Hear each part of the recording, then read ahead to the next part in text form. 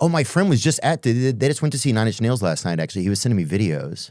They were here last night? No, they were in New Orleans. But New Orleans. Oh, that's right. That's right. He just went. Wow, I saw that. My wife and I went to see them in Brooklyn over the summer. It was like a crazy week of like fucking gigs because we got there and Korn and System of a Down were playing. So we went to that, and I've never seen shit like that, and that was fucking amazing. With Brian Welch, was he playing? Yeah. But that was the gig where a guy was like jerking off in the stands. Like in Brooklyn? No, this is at the stadium. What's it called? MetLife Stadium. Oh, and yeah. It was all over the internet. There's a guy like, jerking off. And there he is. Oh, that's a trap beat. Bro, that's playing an 808, huh? He's really upset at that point but a guy runs over and like smacks him. I was at that gig, but I was on the floor, so I had nothing to do. You were down there in the recipient Maybe he was section. looking at me right there. You never know. Oh, that dude's just serving a little bit of body butter. That dude's just making his own vending machine, dude. I mean, look, this guy's had enough of you, man. Bro, to run up and hit a guy who's jerking off is insane, though. Unless maybe that's what he wanted. He couldn't really get it together unless he got punched in the back of the skull. Good point. Maybe that was his plan all along. Wow, this guy's really onto something. Wow. I'm so glad I can get off easier than that. I was at that show. I was at Nine Inch Nails, and then we went to Oasis. Oh, amazing, huh? Yeah, it was a great week. But I tell you, Nine Inch Nails was unbelievably good show. I mean, it was so theatrical, so visual. There was also like a real human part too. I mean, I was just so impressed. I heard the effects on this tour are supposed to be pretty amazing. Did it just kick off? No, this is the second half of it, right? Yeah. Yeah, they did half of it last year. Yeah, I haven't got to talk to my friend. He sent me like 4 videos last night, though, so it's pretty cool. Really just to have cool. like moments from our childhood, you know, that you just like, and for like 30 seconds each time, I was like back in these moments where you're like feeling something, you know? Yeah, well, I see some concerts now are less phone driven than they used to be. You know like people want to be there more. I think so. I think you're right. And I think it's funny when you see like when it's juxtaposed with like if you see some footage from like concerts before phones and everyone is focused on the same fucking thing. And it's really, about some other sort of interaction. Yeah, and you'd almost have it was like you were riding a wave during a concert. Like you'd find somebody that had a beer. Emotional. Yes, and you're there, and then you connect with a girl, but she disappears, and then you're like, oh, wait, I'm here with my wife, and then that's there. Concerts were yes. I mean, it was a different thing before. I mean, they can still have magical moments.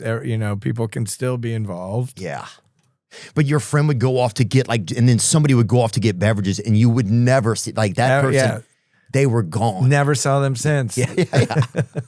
Oh, dude, there was just something about experiences like that. There was something about I always feel like the best music was during my childhood, but I don't know if that stunts my appreciation for music as an adult. You know what it is? Sense? I don't think it's about it being the best music. I think my wife and I were talking about this. Because she's like an anthropologist. When she sees like some teenagers like sitting on the sidewalk smoking cigarettes, she's like, we need to study them. Look at them. This has been going on forever, But I think I'll do the drawings.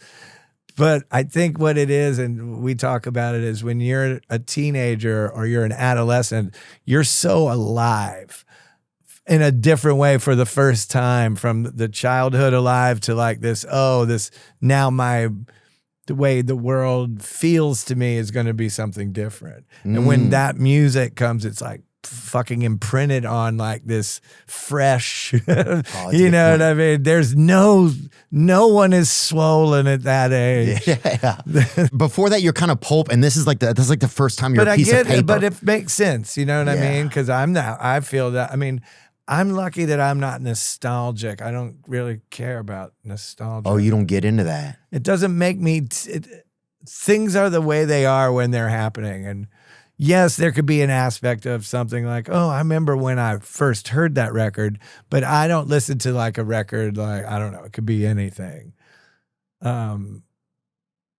even if it was from the 80s, I don't know, something like Let's Active. There's a band from North Carolina, Mitch Easter. Let's Active? Yeah, loved Let's Active. Bring him up. I want to see him. Yeah, but if I hear that, I'm like, I'm not back in my mom and dad's house. I'm like, oh, listen how cool that guitar sounds. You know, music has always made it alive. The room, wherever I am. Well, does it?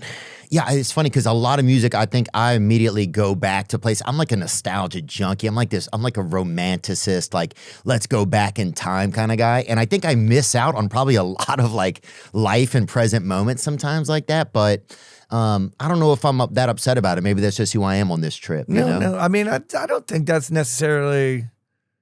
Yeah, I mean, that's also just dreaming, and that's, yeah, maybe it is. I mean? And like, I just loved some of those years. I mean, are so you kidding? If I could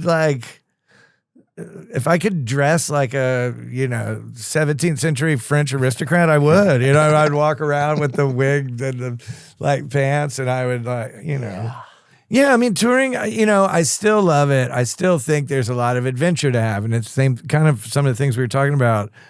There will be someone I never met. There will be, we have a good time. It should be fun. You know, touring's fun. It's called playing music. It's fun. It's hard sometimes when you get older and the crowd is, people's phones put up sometimes a wall between what we want to put out and what we want y'all to pick up. Oh, that's a good statement. Because now it used to be like this, and now it's, what? Oh, yeah. Or, you know, instead of really feeling the music and hearing the music and seeing where that could take you. That being said, I don't police anybody. You know what I mean? Like, y'all do what you want to do. I'm so happy that you bought a ticket, no matter how you get there, what you do when you get there. That's up to you. I'm just saying that as a guy who's spent this fucking lot of time on stage, and I'm the type of performer who I need it. You know what I mean? Yeah. I need something back. It feels good. That's when stuff ceases to, it just flows all together, and those are the shows and the moments that aren't hard. You know what I mean? Yes. And those are the ones where just like, oh, this is beautiful. This is everything. And that we have that more than we don't. Yeah. But I know what you're saying. Even I noticed that even when I've done that, and I noticed how it feels. I went to see Aerosmith on there when they were playing Las Vegas when they had the this is like maybe 3-4 years ago. Yeah, their residency there. Yeah. And there was one time when Steven Tyler came right over by me, and I was like trying to get my phone, and I missed this moment, and I still just feel bad. I still think about, man, what was I doing? Like what was I doing? So instead of you just should have let the quicksilver that is Steven envelop you as he went by. Oh,